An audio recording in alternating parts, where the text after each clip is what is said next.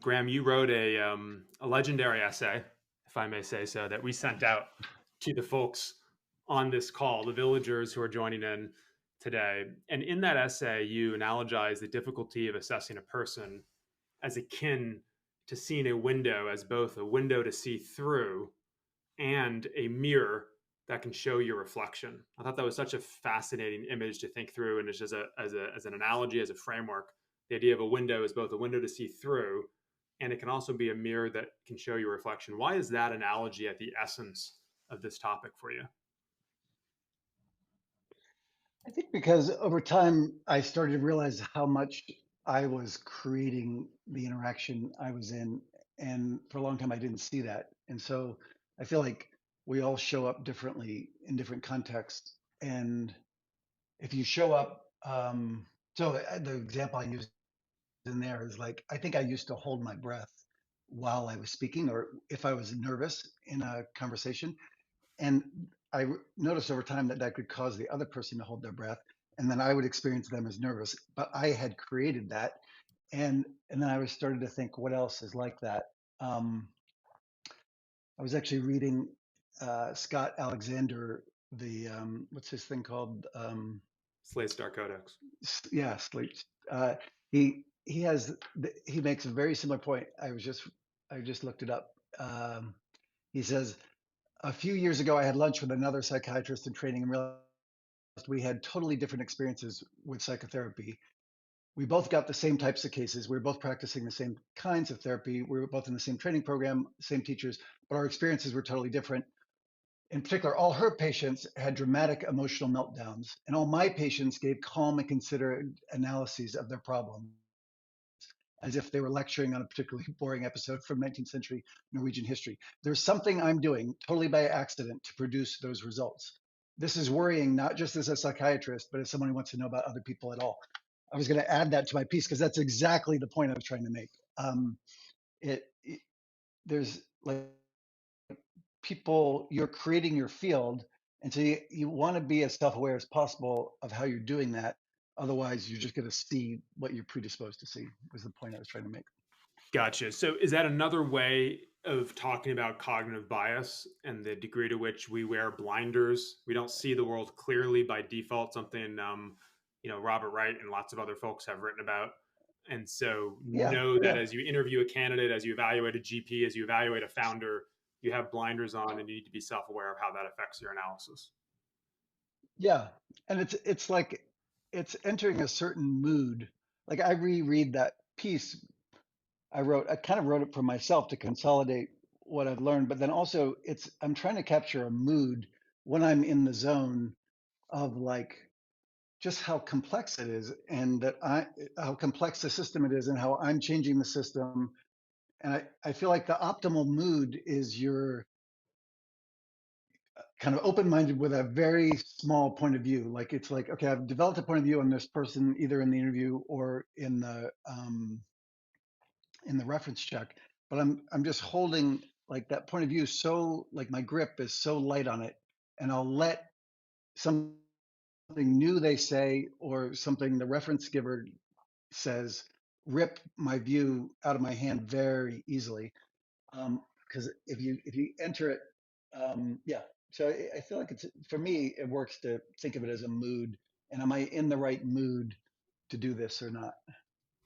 I mean, that's a really an original and very interesting way to think about this. I'm not sure I've ever, in all that I've read about talent and hiring and interviewing, the idea that the mood of the interviewer is of Yeah, profound consequence is just a really interesting idea. And I actually think in your essay, Graham, you meant you have some reference to like, am I still enough or quiet enough to see what's actually happening?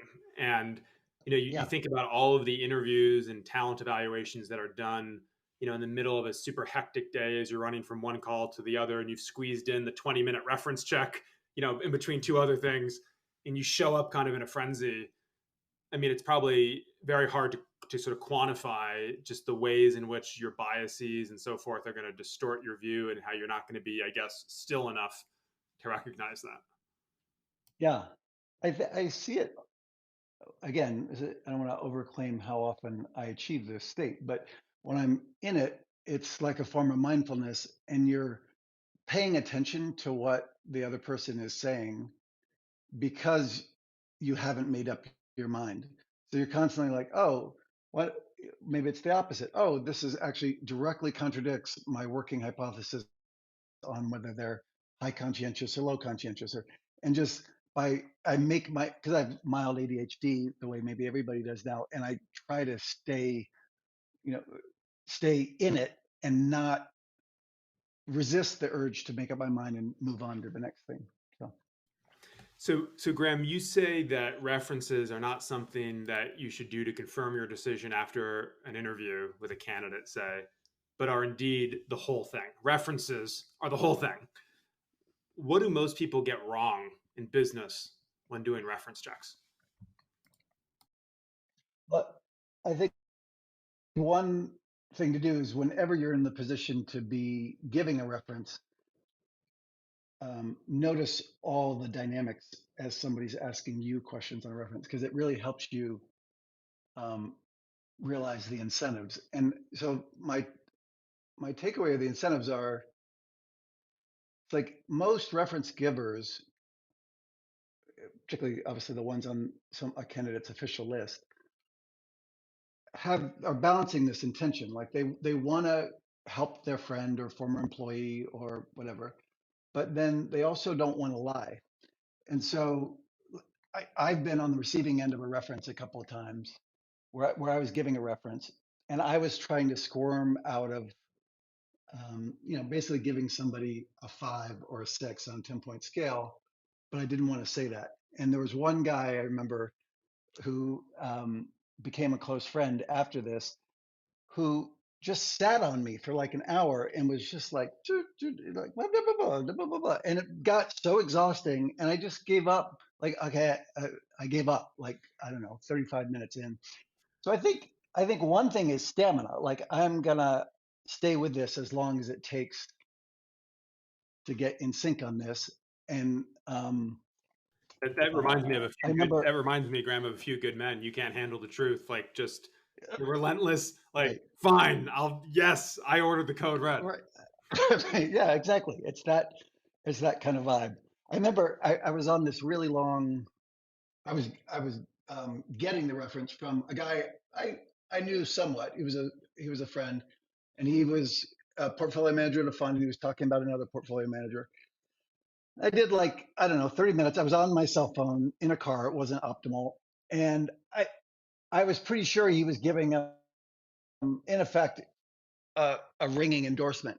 And then just before I hung up, I asked one last question, and I don't remember what I asked, but it was something like trying to make more room one more time for more room. And he said, Graham, I want to be fair to you and I want to be fair to Joe. And I was like, oh my God, the last 35 minutes I have to reevaluate everything he said over the last 35 minutes. Because what he's saying, what I interpreted that to be is, oh, there's I, why would he want to be fair to the other guy and me? Oh, fuck. Like everything I've been listening, this entire story I came up with was false. And so there's like just hanging in it longer than feels comfortable is one thing people get wrong.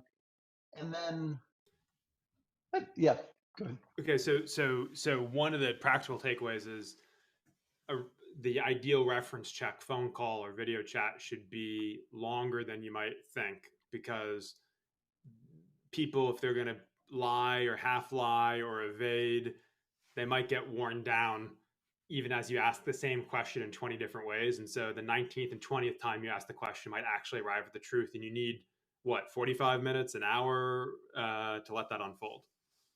Yeah. But again, back to the mood, like I think it's really important to not end up with, like, I think on that reference call I was just thinking of, I didn't have a gotcha vibe. I had a curiosity vibe. And I feel like the gotcha vibe closes them. I know it closes me down when I'm on the receiving end of it. So if you can convey, I'm genuinely curious about this person, and I do not want to put them into a situation that's not good for them. Like I don't want to hire them and then fire them. I don't want to blah, blah, blah. Then I think the other person tends to respond to that as, look, everybody's a mess. Everybody's complicated.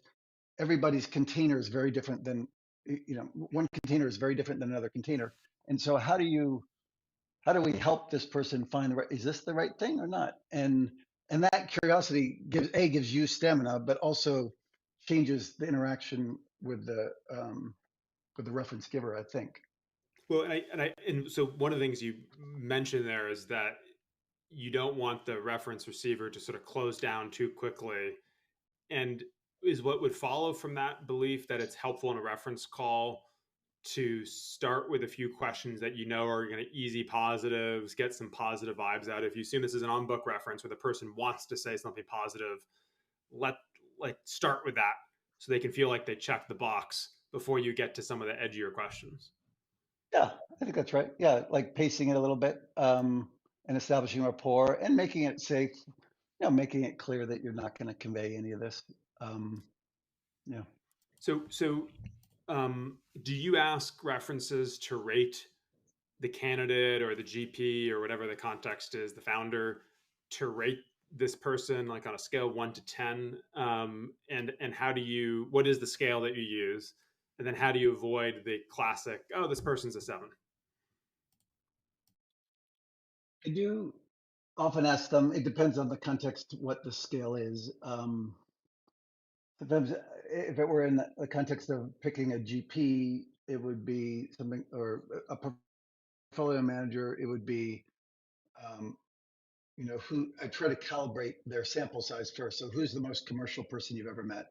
Okay, let's call them a 10. What's this person? And then if that's not relevant because the person they used was too senior, okay, let's calibrate it on somebody who's at this level, this stage of the career. So you want to calibrate it. And then, yeah, I try to have them avoid sevens, say sevens aren't allowed because that's by default, it's 70% of the answers are sevens. Um, and let them kind of agonize on 8 or 6 on a given thing. And then, and then I really like following up. Okay, so you said 8. Okay, so what's in that 2 points? Like, where could if you're going to coach me on coaching them to take their game up, what's in the 2 points? And then like keep going on that for a while because they've already cleared the space with, I just gave them an 8. Okay, so these 2 points are areas for improvement. Like what's in that? Yeah, Is it ever the case that some people just by disposition or belief would never give a 9 or a 10? Just like they're the kind of person yeah, that says those ratings are reserved for Steve Jobs himself. So yeah. this eight is as good as it gets in my book. Like, is that a dynamic? Yeah, 100%. And yeah, I mean, one of the art forms of this, of course, is controlling for the context of the reference giver and thinking, will I ever work for them? Are they like crazy? Are they like, how much overlap in does their map of reality have with mine? Because if it's low overlap, they could be right and I could be wrong, but it's not going to be that useful for me. So, um, and that's why doing a bunch helps because then you're holding each one. Like I've made mistakes before where I overweighted one reference, and I remember asking this one during the great financial crisis. There was a guy who wanted to set up a fund to do the subprime short, and I talked to his former boss, and the boss, in retrospect, had some sort of agenda. And when I asked some version of the percentage question, he said, "Oh yeah, he's uh, top 50% of any analyst that's ever worked for me." Which, like, what? Like, that's totally at odds with everything the candidate had said. And then it turned out later he had an agenda, and the other references were super positive and more nuanced. But I overweighted that one and didn't end up seating the guy. And it was, I mean, there were a lot of factors, but it feels like a mistake by outcome and by process. So you just want to weight each one. Even on book references can have negative agendas themselves that the candidate doesn't know. And you're just trying to hold it all simultaneously and then say, nah, I don't know, it comes out here is what I think. Well, one thing I want to make sure people didn't miss in a thing you said a minute ago, because I think it's important, is to calibrate the 1 through 10 scale. Some villagers know that when we've done sessions on oral communication at some of our founder retreats, we've talked about doing 1 through 10 body polls with people. And I learned from a coach that I hired on this topic that you always need to define 10, like hold up 10 fingers, scale 1 to 10. You have to define what 10 means. Yeah. And sometimes, like, for example, if I'll ask a group, 1 through 10, how talented are you at oral communication, something like that. Just to make the point, I'll define 10 as like Tony Robbins or someone who I know no one would put 10 fingers on, because then you Yeah. create an opportunity to say, great, the objective of this session is to go from 7 to 8 or go from 8 to 9 or 9 to 10, because nobody in the room is going to put up 10. But Yeah. I've always remembered the importance of defining 10 and then defining one. And Yeah. and what's interesting in your framework here, Graham, is you basically asked, so you're asking the reference giver, on a scale 1 to 10, 10 being the best, who is the best person you've ever worked with in this role? So you're not picking like Mark Zuckerberg or some famous external person. You're asking in their reality, who is a Yeah. 10?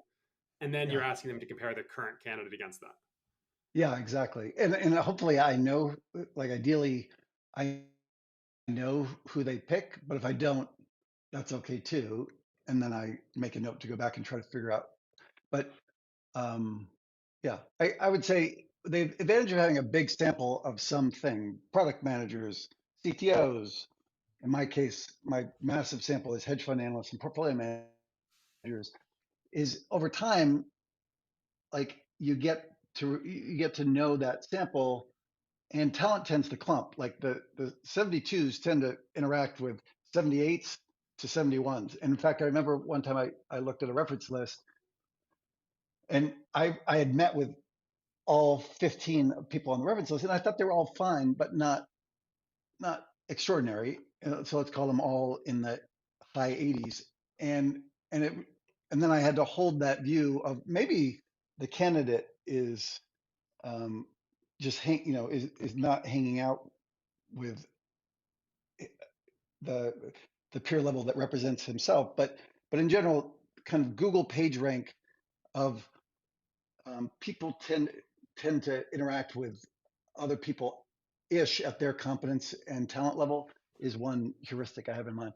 The one thing I want to circle back to, the other thing I feel like is really hard to do on references that people make mistakes on is the dog that doesn't bark. Um, like when you're listening, when you have to remember what a really good reference sounds like, and the emotion of that, and the vocal intonation of that, and then the content of that, and tell yourself, am I hearing that? Because yeah, that's super high signal, I think. So And yeah, yep, so I think that's really important. Yeah, like the knowing what enthusiasm sounds like. This is where there is a yeah, compounding advantage. We think about this at yeah, Village, because we reference so many founders every week, and so you get this pattern recognition on what does real enthusiasm sound like. And then I think I yeah, also I want to pull out this other takeaway, Graham. You're almost saying that who someone lists as their on book references is itself signal as to the yeah, caliber of their peer group, yeah, and talented people exactly. tend to obsess with the people they hang out with. So that's Yeah, in and of yeah, itself a signal. Um, yeah, Before we bring Gurdain Batani on stage to ask a question, who's one of the GPs in our network, just another question from a founder, Nathan, that came in. How many references do you actually usually conduct? You just mentioned a list of 15, but and I know it's hard to generalize different sorts of contexts, whatever, but just like, is there some minimum number of references that counts as a serious reference check process for you? yeah. I mean, sometimes I'll be lazy after 5. I try to hold myself to 10. 10 is a lot. Obviously, it's a lot of time. I feel like sometimes you get to what I think of as like the Yoda reference, where you have the sense they're being super candid with you, and they're balanced and nuanced, and they worked with the person for a long time. And then I feel like I give myself permission, like, okay, I think I got it now. And but if that was on the first one, I'd still do the next 4, the next 9, somewhere in that zip code, and then um, yeah, and allowing,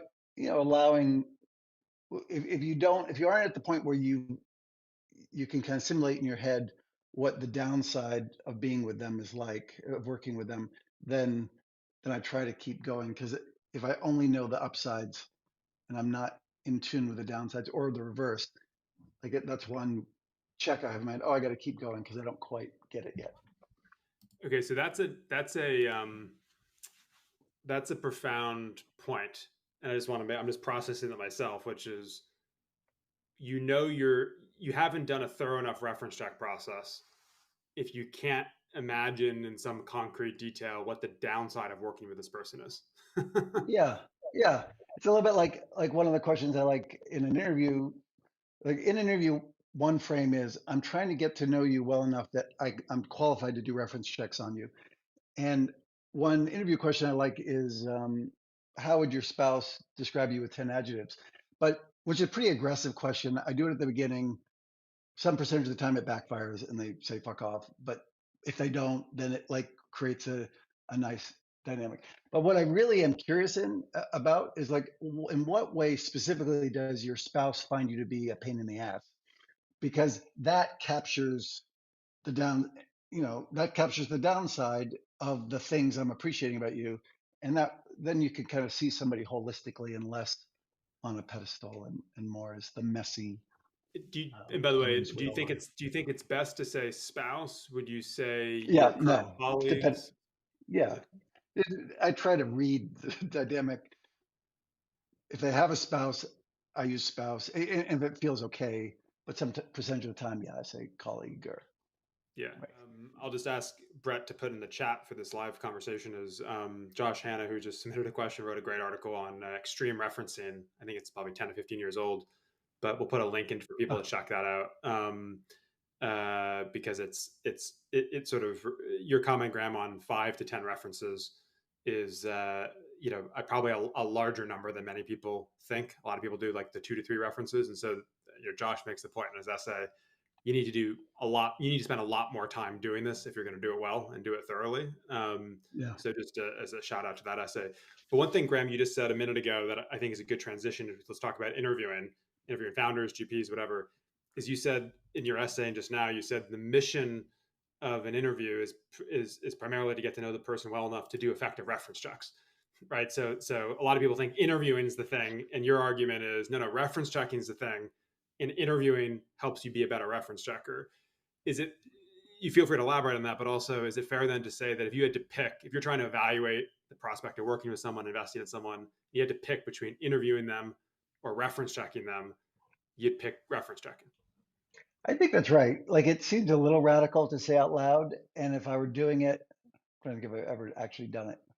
I haven't actually done it. I've been tempted to try it, um, but I do think having this basic humility about how much I can get out in a 45-minute or even 2-hour thing, um, compared to how much, yeah, if somebody's earlier in their career, then the references may not be as useful. So then in that context, maybe I'd choose in-person interview.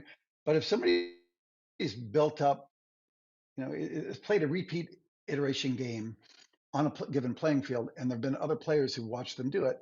I just find their perspective, like I'm confident enough in my ability to hold the reference giver's perspective like loosely and then grab 10 of them that I would prefer that over. I think somebody wrote an essay to this effect.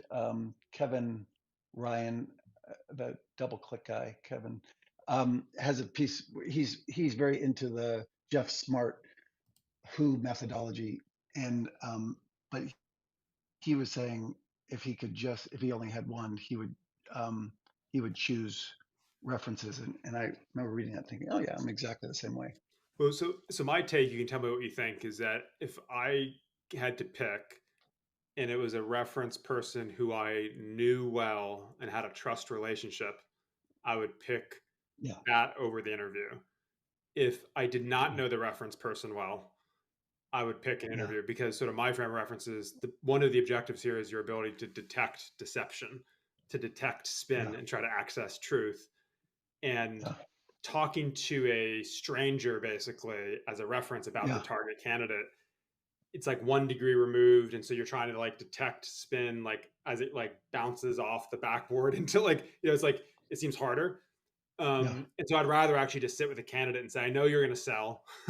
I know you might be trying to spin to some degree, but I have more confidence in my ability to actually get the truth in that interaction. So But, Agree, disagree? What do you think? but yeah, in your frame, I'd agree. But if I gave you 30 references and they all had experience with a candidate, and you have infinite time, and I compare that to just the one interview, and you don't know any of the 30, I personally would take the 30 if I have the time. And there's also a trade-off at a certain point here. It gets ridiculous. But it, I feel like that in that setup, if it were just one reference and I didn't know them versus interview, sure, I'll take an interview most of the time. But if it's like if I can aggregate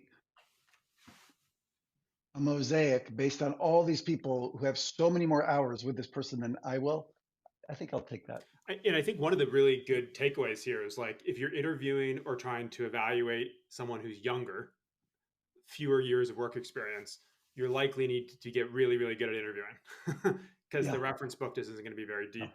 But if you're talking to for the GPs on the line here, if you're talking to a founder who's a bit older, if you're trying to hire an executive into your company who's a bit older, if you're an LP allocated into a GP who's a bit older, you have to be really good at referencing, and probably referencing is going to be the most helpful.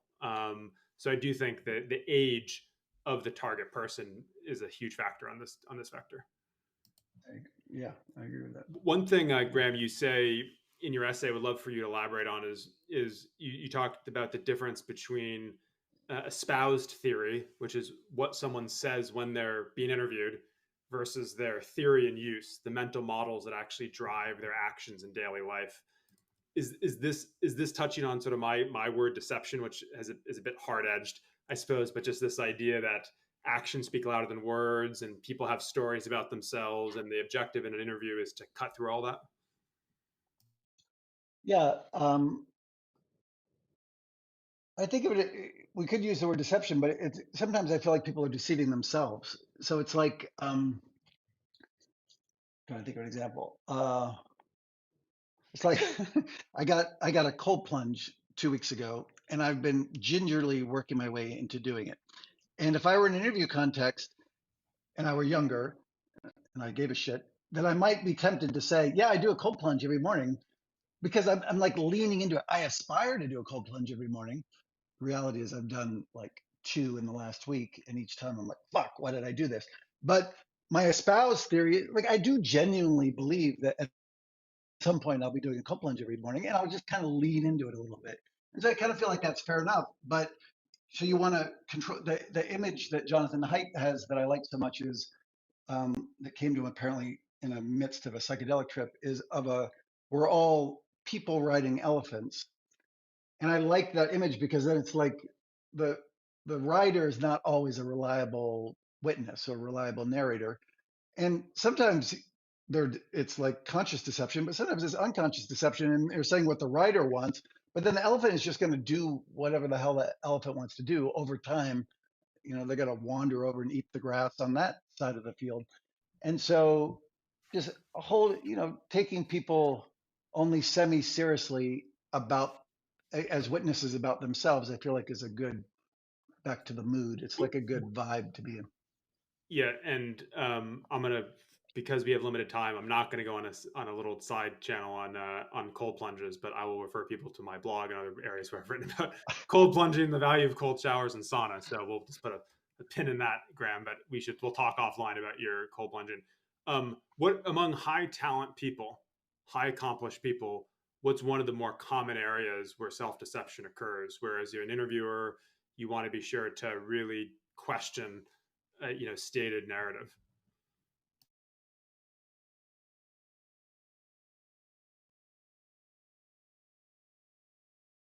Um, well, I would say this is like an adjacent point, but it's like when people start using jargon or cliches. So it would be like if somebody was using a cliche about the way they work. Um, I don't know what it would be, but that like gets my attention of like, oh, maybe that's just they're just trying that on, or they don't fully own it. And or when people use a lot of jargon, um, like I think one super tricky thing is when somebody's coming from a big company into a small company, how do you control for that and whether they can hop containers and realities in that way. And Venkatash Rao has this piece, I forget what it's called, maybe the Gervais effect, and it's an analysis of the show The Office. I don't know if you've read it, but he's talking about how there are these layers, and he calls the guys in the Daryl and the people in the warehouse the losers, and by that he means economic losers. And then Steve Carell is in that category, he calls the clueless, and then the top, Jan and Michael, et cetera, not Michael. Uh, anyway, the corporate is in, he calls them the sociopaths.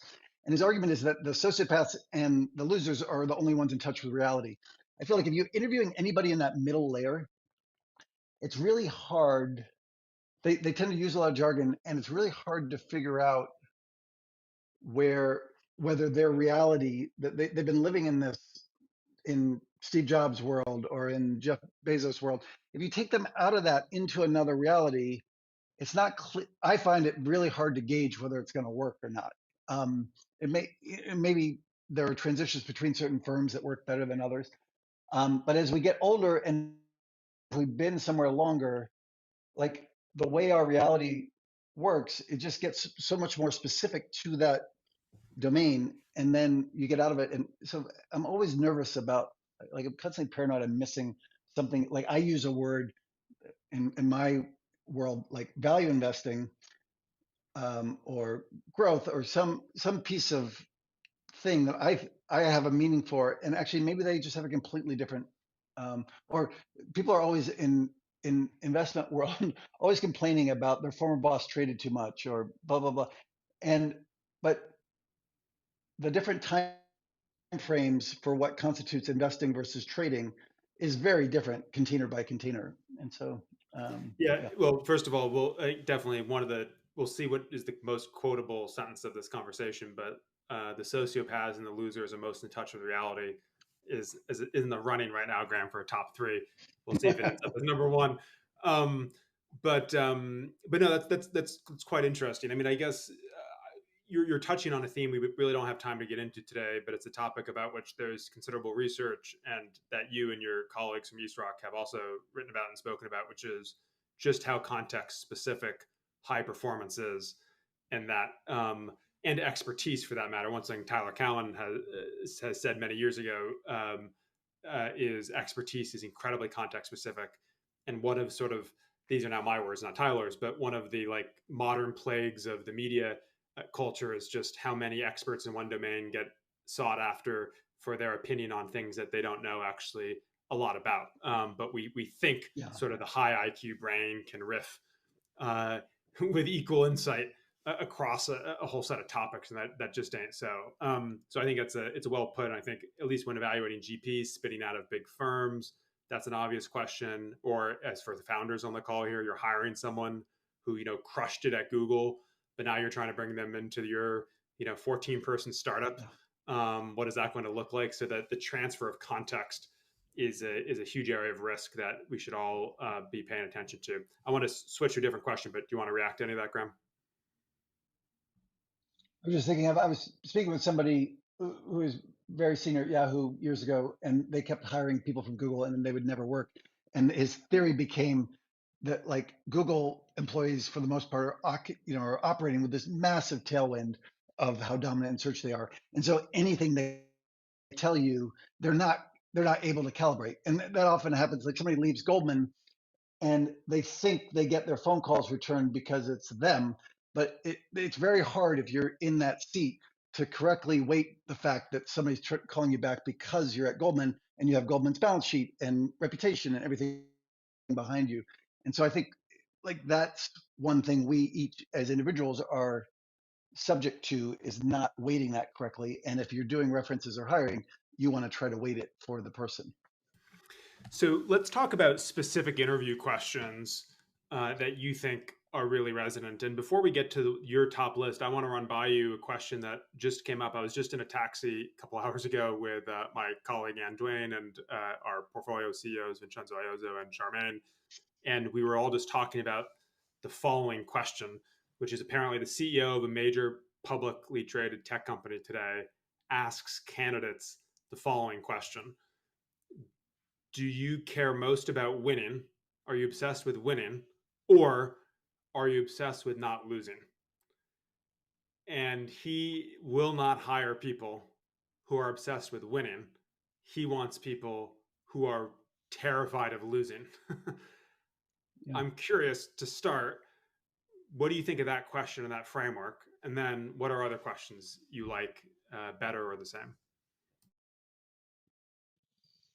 Yeah. That particular one, I personally, that question doesn't resonate with me. I can picture in his or her domain, or there's that, there's a theorist who says your job as a leader is to define reality for people on the way in and then thank them on the way out. And so it could be part of his defining reality for people on the way in, and that's useful for him in that context. I find that super sports specific. So there are a set. Is it Michael Jordan in an interview? Somebody in an interview was talking about how their whole thing is not losing. And I think there are a lot of Olympic swimmers that maybe in the Stanford swim auditorium or something, there's a thing that is referencing basically not losing. Um, I was a competitive athlete. I thought about it that way sometimes, but then sometimes I didn't. So yeah, that particular question.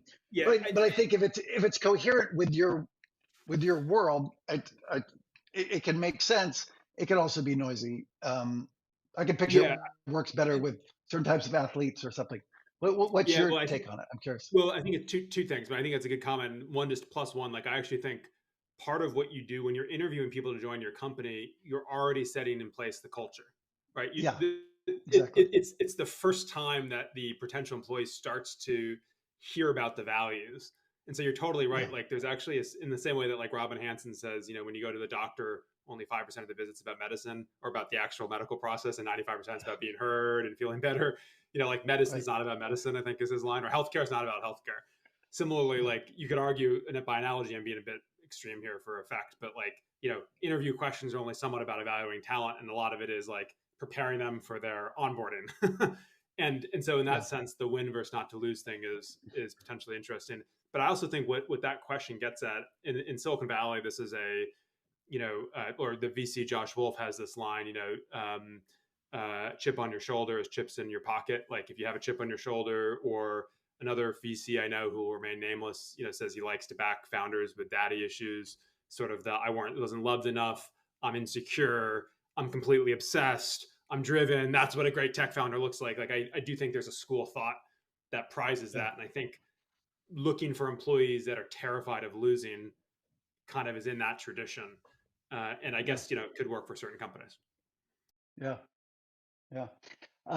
In terms of questions, like one meta one I use all the time um, is if you were hiring somebody to fill this role, what criteria would you use? I really like that because it, I feel like as much as possible, particularly upfront, you want to not load things, not pre-frame things at all and let them generate the frame. And so people will answer that question at the most technical level and at the most abstract level, or both, and it lets you know. I feel like if somebody's particularly good at a thing, they try to capture what makes them good at it in the way they answer. So, in you know, what would be an example? Co- Coding architecture is actually really all about blah blah blah, or like they'll someone who understands that blah blah blah, or yeah, that's my favorite. If I could only have one, I'd probably use that. And then I And so, use so just the to how go, would you? let's pause there for a sec, because I think that's a great one. I want to make sure everyone hears that and that point lands. And just to amplify, like I think one of the great parts about the question, if you were hiring for this role, what criteria would you hold?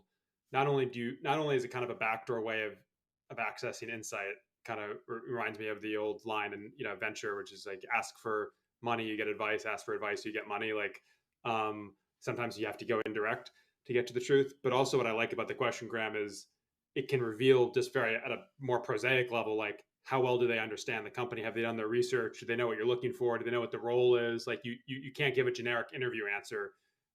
The best answer I Yeah. assume is a lot informed by what the role actually demands, right? What the company's looking for, and so it kind of also just tests for basic preparedness. Yeah. Um, but I try to, I guess there'd be a version of asking it where you're checking how much they prepared. I'm more interested in keeping it cleaner, usually, at least in the first round of it.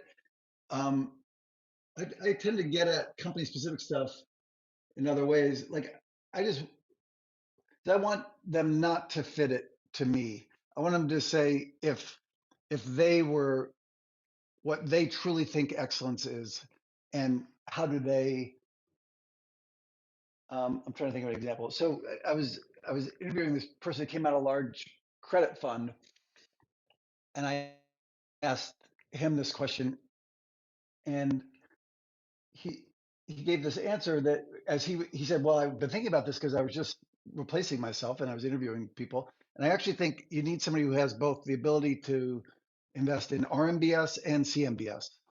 And RMBS being a more statistical, like pool based mindset, and CMBS meaning an asset specific, like ability to underwrite a specific building or something like that. And I'd never thought of it that way. But once he said that, like I realized of all the credit people I met, they were usually one or the other. There were some people who were super comfortable just investing on the basis of statistics. And there were some who were just like very into a specific deal and couldn't really hold the mentality of investing, using statistics. So it, it and maybe realize, oh, this person actually does have both. And but then also from then on, it improved my own criteria list. So if you're going to interview a lot in a given area, that's one. Yeah, and then I'm trying to think the number of adjectives. Yeah. So you have the how would your spouse describe you with 10 adjectives, a sibling, colleague, etc. Yeah, You talked about what yeah, criteria would you use for hiring for this role. You also I saw in your essay you mentioned the question, what are you compulsive about as yeah. a question. You like that one? I like that if it's the right vibe, because often they'll shift, um, and it gets out a little bit more the elephant side. Like what? So if there's something specific they do that they feel a little bit guilty about because it's slightly pleasurable or it's a little tactical, or it just seems a little not radical, but like I don't know, just out of the ordinary. Um, yeah, that can sometimes open up. Um, but in general, and then at a certain point, I like to, if I can, move to them asking me questions. And the trick, it's super hard. Like you got to practice because the real danger of that is depending on how much time you have. If you give a real answer to each question, you won't get enough. Um, so And sometimes so I'll what ask are you it. looking Yeah, for? Why do you say? I saw that. I'm so intrigued to learn more about why you think it's what do you learn when you let the candidate ask you questions? again, it's like you're. I have this zooming out. Like my friend Josh calls me a wild gardener. Like I'm not very good at having somebody do a thing they don't want to do. I just want them to want to do it anyway. So I'm constantly trying to not give them a frame. And I feel like questions, you're not giving them a frame. So they could be interested in something that you would not have anticipated they're interested in. But the main value is just the feeling of, do they have a hungry mind? And are they kind of, I think of it as like whatever, an NPC, like somebody who's awake and not on script. Are they like, how does it feel to be grilled by them, and what are they actually interested about? And depending on how old they are and how formal the setting, you actually won't get that in the first three questions. But then after that, either it'll start to be, um, alive, or it won't. But Um, do you try to, because this is a good, I was interviewing someone recently where, we had 15 minutes left in the interview. I said to the person, do you have any questions for me? They asked a question. At that point, just tactically, is it best for it to be a fluid conversation for the rest of the interview? Or do you want it to be question and answer where like I answer and then I just shut up and let them ask the next question? Like is the structure of Q&A ideal, or do you want to get into authentic conversation? yeah, I don't have a, I would do it context specific and what it felt like, but I would have a slight bias toward getting more like writing as many questions that they ask down as possible, as quickly as possible. So if I have 15 minutes left, I'd like answer their first one and write it down and then, or ask why, I'm curious, why are you curious about that? And then try to like get at what's underlying.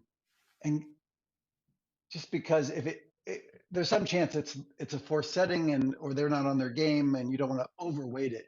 But but if it but if you are asked a bunch of insightful, hungry mind, curious questions right in a row, it's I find that super high signal. But it's hard to create the space for it. Yeah. Yeah, and Um, I'll quote your own words, Graham. You say, quote, during interviews, I try to create a stillness that helps separate signal from noise, elephants from riders. The easiest way to create conditions of stillness is to talk very little. yeah. Yeah. Yeah. And it's hard. Um, some people aren't that comfortable. Like I initially wasn't that comfortable with silence. I'm still not, but I work on silence management and just so like yesterday, um, I asked somebody, uh, how would you rate your partnership? There's two partners. How would you rate your partnership on a 1 to 100? And the guy did not feel comfortable answering the question. He reframed it. But I was trying to just leave space for whatever he was willing to convey in that context. And the only question I have is not really a challenge, but like, so I love this idea of stillness, and it's often advice given to people who do political fundraising or any sort of fundraising, like make the ask and shut the fuck up and let them sit in the silence, and you'll probably more likely get a yes. Um, but at the same time, like the stillness, the question, the pause, that's not natural conversation, right? Like in terms of how you actually work with people in real life, or I'll say speak for myself, how I work with people is it's conversation, it's back and forth. You're going, and so Yeah, sometimes in interviews, what I'm trying to do is simulate what it would be like to work with a person. And the way it would be like yeah, in real world is I'm making comments, they're riffing, reacting, and you kind of move away from the structured interview process. Thoughts on that? yeah.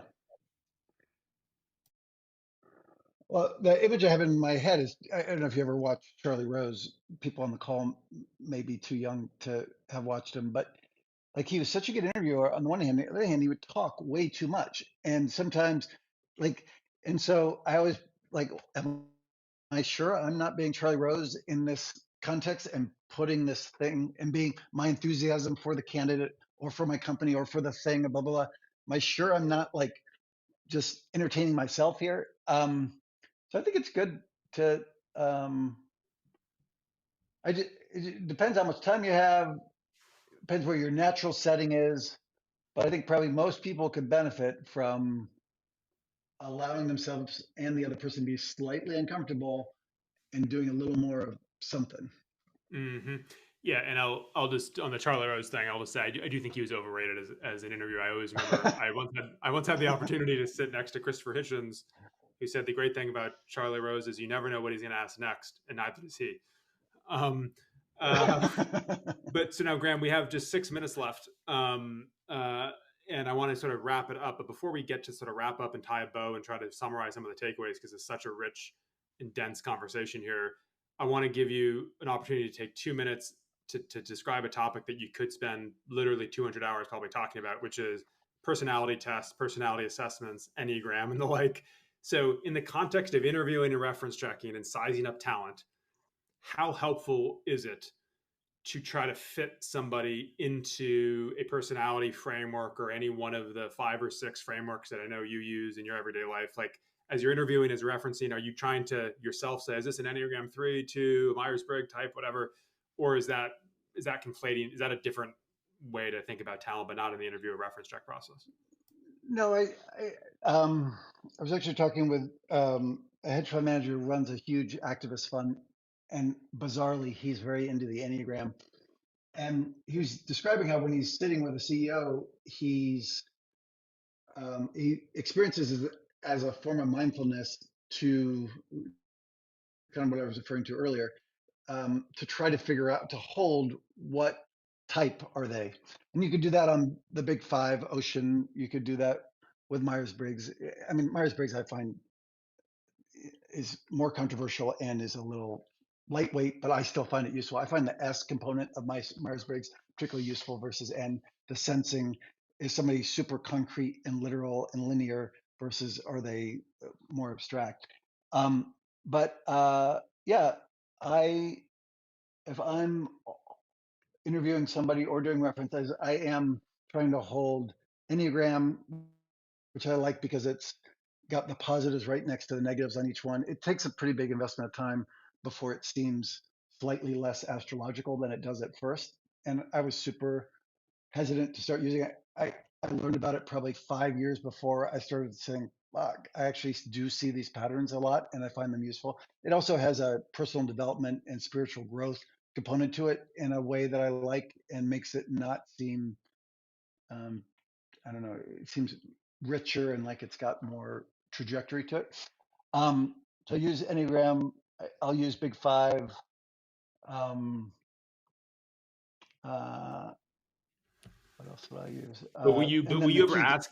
Is it ever appropriate to ask a candidate or ask a reference check? Hey, which Enneagram type do you think this person is? Or like, will you just ask it straight up?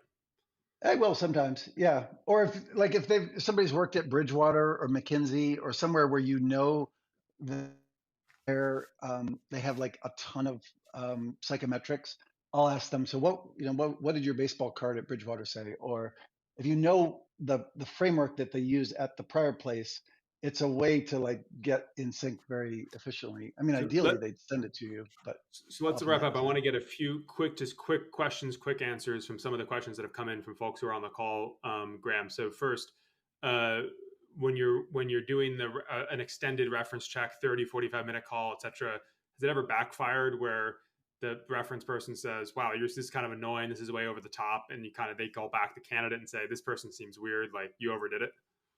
Oh, yeah, for sure. Yeah, I've done a couple times when I've gotten too negative or loaded it in some way. I I used to forget what percentage of the time. Obviously, on the on list ones, some percentage of it's going to get back, but you have to be a little bit careful about that. I asked the former boss of a guy. I was thinking of seeding his hedge fund, and the former boss was pounding the table. So I said, well, why don't you seed him? And the guy paused and he said, you know what? I think I might. And then he proceeded to give him 20 million bucks. And I was like, I wanted to participate in that. So you can, but that's pretty rare. Like, yeah, but it does, Okay, you are affecting the Heisenberg principle, like you are affecting the thing. right. So you have to be mindful of that for sure. Yes. Yeah. And then Craig Brody asks, you're spending a ton of time doing reference checks, maybe even more than interviews. Have you ever conducted reference checks before interviews? A handful of times. Yeah. Which you just like, I do it sometimes to decide whether to take the meeting or not. And yeah, that's super useful and can be efficient. I think it's good to select whether you want to take the meeting in the first place, and then if you have somebody in common, then you can kind of start 3 clicks in, ideally, in the interview. Yeah. So we're basically out of time, Graham. Really appreciate your insights. I mean, one of my takeaways from this conversation, well, I have so many, both from your essay, from this, and again, we'll send an email out to everyone with some of these takeaways as well as the link to your original essay, Graham. But how serious of a topic this can be, how much time and effort and energy real experts apply to the process of interviewing, reference checking. Like this, there's an advanced game here. My friend Ramit sometimes says there's always another level. And when it comes to interviewing a reference check, there is another level. So all of us, I think, on this call have an opportunity to up our game. And I think you're a demonstration of what world class looks like. I also, one of my other takeaways that's sort of interesting is just the value of being quiet, of being focused, of trying to minimize your ego kind of in the interaction, and being able to notice biases as they emerge, to really understand what's being said. And crucially, as you said, the dog that isn't barking, what's not being said, to hear the tone and the inflection that might indicate different levels of enthusiasm. So I think that's kind of a profound mindset shift. And I love throughout the conversation, Graham, the times you referenced the mood, the vibe, the feeling, and just how thus contextual this all is, and how you might try different things depending on how you feel or how you feel they're feeling. And we didn't get to the Tyler Cowen meta question of how do you think this interview is going, which is a fun one to ask a candidate halfway through an interview, have them pull out and start reflecting on the meta experience. And so, but anyway, I just think that the focus on the vibe, in addition to the tactical questions, like we can all get better at just coming prepared with 10 questions to ask that are better than the generic questions, but just focusing on the vibe, I think is a really important takeaway. I'll give you the last word if you want to react to any of that. No, I enjoyed your hungry mind over the course of this interview. Thank you for engaging with the piece so deeply. It's fun. I can feel how interested in it you are, and yeah, it's a funny. I'm trying to think what else is like this. It's a skill set that is pretty germane, but that people don't treat as a distinct skill set, and I really enjoy thinking about it and talking about it. So thanks for all the great questions. On behalf of all of us at Village, Graham, thank you so much. And to everyone who's been part of this, thank you for joining. We'll see you online soon. Talk to everyone soon. Bye bye.